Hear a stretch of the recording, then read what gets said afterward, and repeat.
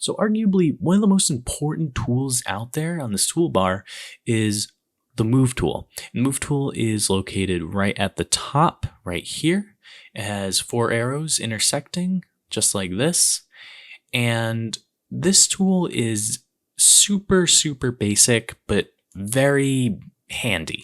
And all it does is it just moves your image. Now, if you go ahead and left click and try to move it, you may get this message. And if you do, that's okay. All you have to do is click this, convert to normal layer. And now we're going to be able to move that.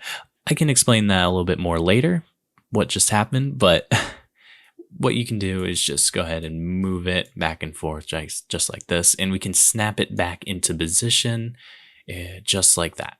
Now, speaking of navigation, I just want to point out a really useful shortcut. So if you hold down spacebar, you will see that there's now a hand.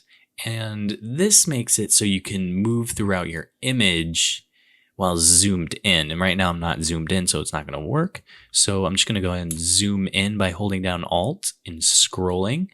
And now if I hold down spacebar, I can left click and drag my way through this image, which is super useful.